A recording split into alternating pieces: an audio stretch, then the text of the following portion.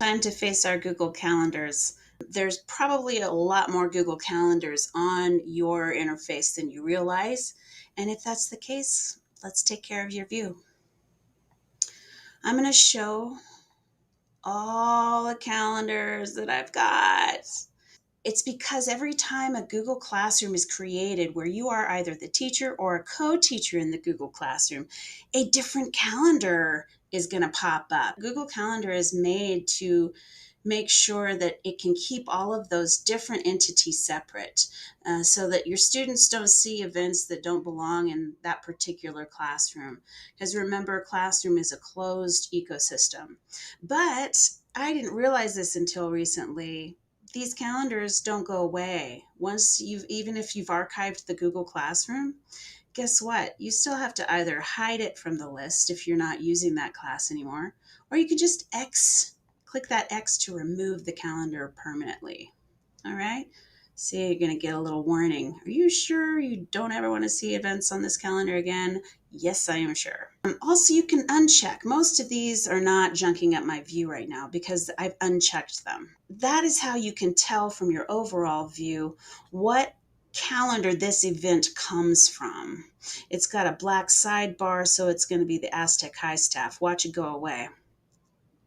Here we go. I'm going to unclick Aztec High staff, and I don't see those events now.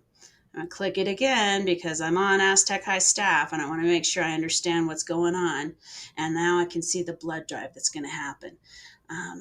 I'm going to show you a video next on how to make sure that when you're creating an event, you know what calendar you're popping it up on. The reason this is important is that different calendars are shared with different people. And if you want the right people to see your event, you want to make sure you plant it on, not on your personal calendar, but on the calendar you share with those particular people.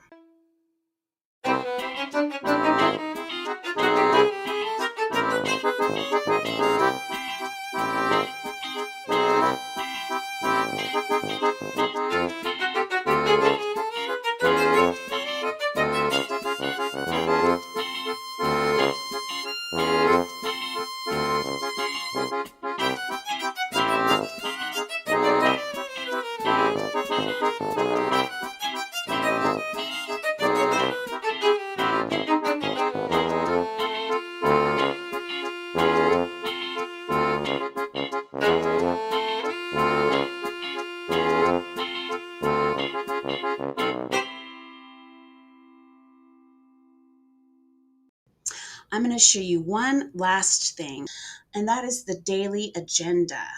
To make a daily agenda come to yourself every morning at 5 a.m. for me, and I don't want them for every single one of these calendars. I don't want to know what the agenda is for somebody else's Google Classroom that I happen to be a co-teacher in.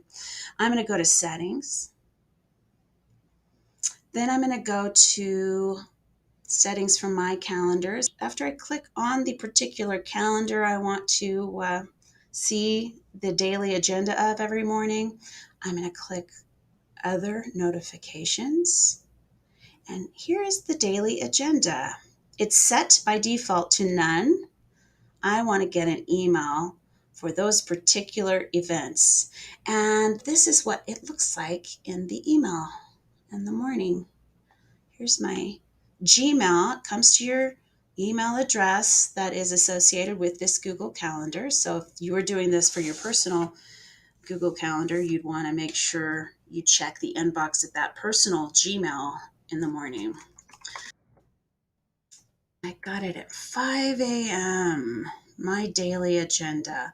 I see that pops up on my cell phone in the morning while I'm getting ready, and I can go, oh, I've got 3 appointments today. Got to be ready for that. And it lists them out in order. So if you have IEPs that are running off of that tiny little day view of your screen, SPED teachers or principals, anybody that has a lot of appointments with different people through your day, you want to get a daily agenda and it'll list them all in order.